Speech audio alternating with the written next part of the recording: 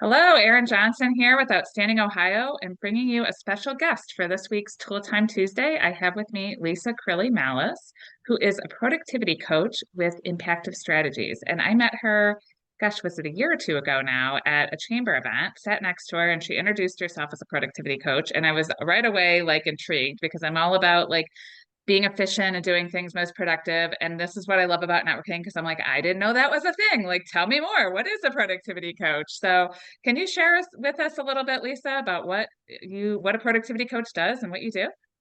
Absolutely. So typically, I work with service-based business owners and their teams, small teams, and it's about figuring out how can you maximize your time, which seems like, don't we all want to do that? But like in an easy way. And my background's in high school education. And what I recognize is that we're all very different.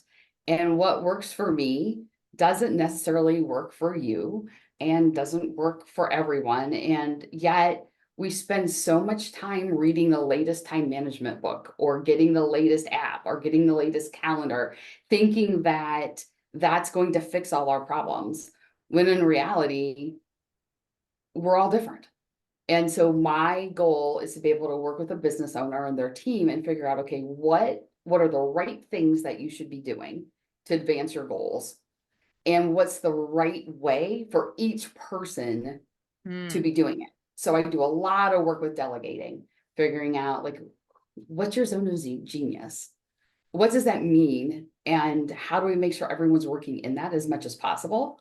And then Mm-hmm. what's the right time of day to be doing different activities, and what activities should no one be doing, and all of like a whole bunch of stuff around that. Yeah. Um, yeah, so much stuff.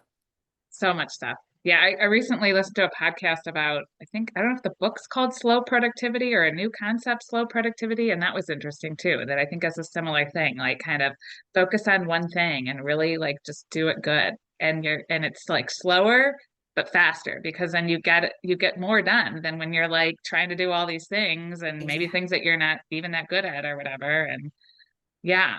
So awesome. So I know one of the things you deal with is helping businesses solve when they have too much to do and not enough time to do it. What are some of the ways that you do that? Yeah. So one of the things I realize is that when a lot of the business owners I work with, service-based businesses, start their business, they do it because they're really good at what they do and they aren't necessarily great at business. Like I didn't start my business to be a business owner. I started my business because I was good in a skill. And then Right, all of a sudden right. it's like, oh, I need to run a business too. And so Yeah. like I was Oh, really by the way. busy. And then then I was like, oh man, I gotta figure out how to run a business. And so I started off doing everything. And then I brought in some people to help, but I was still really busy. And a lot of the business owners I work with are in that place. Like they started Hmm. really busy and they brought in more people, but they still stayed really busy. And Yeah. then it, they just, it just never got out of that really busy place. And so I'll joke and say there are people who have more work than time, and they've always seemed to have more work than time. And Hmm. so one of the things then that I'll be able to do is I'll just go in and we'll look at three areas specifically. And it's one of the things that we're working on in this workshop that I have coming up is we'll look at delete. What are the things that we can take off everybody's plate? When we start our business, we do things because that's what we need to do. And then fast forward 5 years or 10 years, and sometimes we're still doing things, even though they are no longer relevant. And so it's Mm-hmm. like, okay, let's look at that. And then, automate or use tech. And right before we jumped on here, we're both talking about tech challenges we're both having right now. And Right. it's like, okay, we could go down a rabbit hole for hours. How do you know when's the right time to look to simplify or automate using tech? When's the time to say, no, this is not worth it? Yeah. And Because sometimes it then, takes more time, at least up front, right, than, right. yeah. How do you figure out where that ROI is?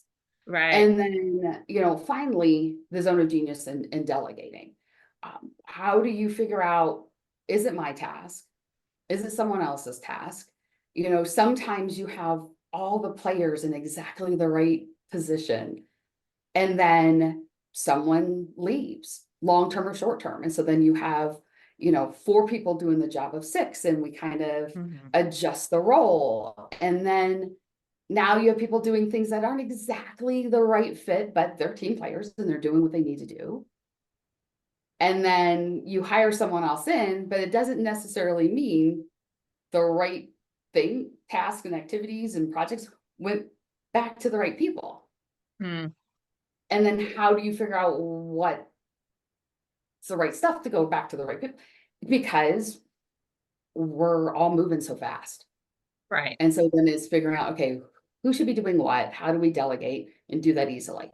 So that's the 3 places I start when I'm working with a team who's like, we just don't even like, there's just so much going on. We can't even get our head above Yeah. water. Yeah. So what are your tips to not go down the rabbit hole of figuring out a tech solution? Might need Right. this.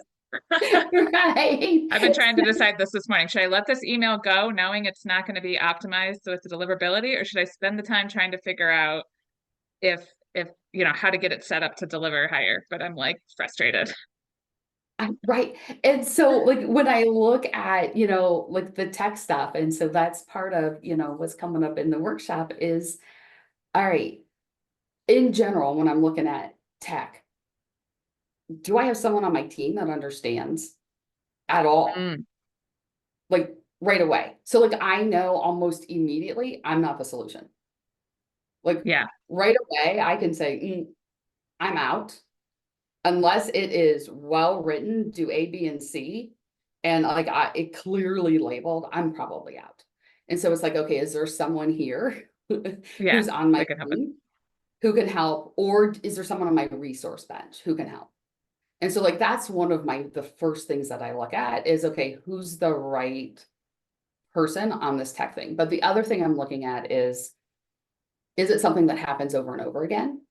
Mm, In which case, then I probably want to investigate a tech solution. So this is outside of the fire. Like the things we were talking about were fires. But if I'm looking at a yeah. long solution, is it something that happens over and over again? Is it something that has really clear rules? Because if it has clear rules, we can probably simplify or automate. Mm-hmm. And is it something that's like huge volume? And so if I'm looking at those 3 things, there's probably a way to use some sort of tech, fairly easy tech. Like I'm thinking like appointments and with a calendar, scheduling Mm-hmm. calendar, you know, or email solutions, things like that. On fires, because that's where you can lose your time on the rabbit hole. That's where I'm thinking right away, who's my resource? Mm. Because I can lose a day because it's not my expertise. Trying to And figure for it out. Right. most, right, for most business owners, because it's a fire that happens once in 6 months, it's not our area of expertise. Right. Push it What about out. the other thing I struggle with is there's so much tools out there that really would make things simpler, but everything's like $10 or $20 a month. And then like it adds up quick, right? Like do you have any tips on how to figure out where to make that investment? Because And it's you could really have like 100 of these things, you know? right, right. And I think it goes back to figuring out your ROI. How often does it happen? How much time are you investing? Or someone else on your team, how much time are they Hmm. investing? And then looking at how much is your time worth or how much is their time worth? Then what will you recoup? So Right. if your time is worth $100, if your time is worth $100 an hour, you're doing the task once, it's taking you 15 minutes, you're doing it once a month, that's $25. If the tech solution is $20 and it takes you, you know, an hour to implement, Hmm. you're going to recoup your time X number of months down the road. Gotcha. Yeah. So I think you can, you know what I mean? Like if you look at it, you can That way. math it out. Right. And so I think that's how you look at it that way, because there's going to be that clear ROI. Right. Yeah. That's a great tip. So tell us more about this productivity workshop you got going on. So super excited. May 13 through 17, Okay. 30 minutes a day. It'll be recorded. Like I deliberately kept it really short, because, hello, people are busy. So 30 minutes to Yeah. jump off content for 30 minutes. Like, you know, how sometimes you get on webinars and there's like a lot of stuff, Yes. content for 30 minutes. Right. And it's around these three things. You get on, figure out, how do I know what to delegate off my plate? How do I know what to delegate off my team's plate? And then digging into what are some of those easy tech solutions. And truly, it's stuff we use as a team, stuff that I can actually implement and Yeah. do as a Nice. non-techie. You know, like the average, if there is such a thing, service-based business owner would be familiar with and could implement. Yeah. Uh, Like easy enough. and Yeah. then delegating, you know, how do you figure out the zone of genius on your team? Especially when your team doesn't want to admit that they can't do everything. Hmm. Yeah. And then how do you start moving tasks around without making people feel like they weren't doing a good job and maybe they were doing a great job? It just makes more Right. sense Yeah. That's a good that point. someone else does it. Yeah. Yeah. So it's Awesome. yeah, so it's coming up May 13th through 17th. Okay. And how much does this cost? Free. It is, Free. it's free. It is, yeah, it's free. Awesome. Yeah, it's my like I one of the things I'll share with people when they say, "What do you do exactly?" I say, you know, I help people who help more people. And There you go. so I work with people who are service-based business owners who help people. And my goal is always that they're able to work with more people or help more people. And so Mm. this is one of Yeah. those Well said. ways. Yeah. If we can clear their plate, then they have more time to help more people and create a Right. bigger impact in the world. So Awesome. that's what's coming up. So now as I've rattled on, what's going on in your world? Oh, well, so in addition to being a realtor, I am also currently the board president of the Copley Chamber. Yes, And we are planning a really fun, unique networking event for May 15th. I think it's after your thing, so you can do both. yes, It's from 2 to 5, so it is a time commitment. But what we're hoping is we're calling it Network and Roll, and it's going to be where speed networking meets Bunko tournament. So if you're not familiar with Bunko, it's a really simple game. You just roll 3 dice, and you're trying to see if you get a certain number. So you're trying to see if you get ones, and then you count how many ones you get, so forth. But you play it with a partner at a table of 4. And so every round, we're going to switch tables. So you're going to meet different people. And before we play, we're going to have do quick introductions, and then we'll have discussion topics like tell us about like a tech tool that makes your life easier, or, tell us why you got into your business or whatever. So, like, really getting to know each other, but also like having a lot of fun. And there's going to be like prizes for the Bunko. And we're going to do a hot chocolate coffee and tea bar, a dip and chip bar, and a dessert buffet. And so there's going to be like fun food and drinks, and we're hoping to get 40 people so that by the time you leave, you'll have met like most of them and got to just like have fun and connect like in an authentic, like fun way. Because I think networking can be really stuffy, and you could go to an event for an hour or 2 hours or 3 hours and not really leave with like any meaningful like connections. And I think this is going to really get people like interacting and getting to know each other like in a like outside of a professional way, but also getting to know each other more professionally. So I'm super excited for that. Looking for people to sign up for that soon. And yeah, that's yeah. and I So also now we do have our you euchre need tournament, which is going to be tonight, Tuesday the 30th. So that's something I've been doing through Outstanding Ohio for this is the second time, and the proceeds go to a charity called Sawyer's Wish, which provides colorful bed sheets for children in the hospital. So we had a lot of fun the last time, and we're doing it again tonight. So looking forward to that too. that sounds so cool. Now, do you need to be a Copley Chamber member Oh, to attend? good question. So no, you don't. If you're a CCA member, you can come with the Copley member rate, or if not, it's $10 more. So there's still opportunity to come even if you're not a member, and meet a bunch of people. So And I saw that you are presenting for NABO in, is it May or June? oh yes, I am. May. Yes, I Yeah. uh-huh. Yeah. Thank you for reminding me of that.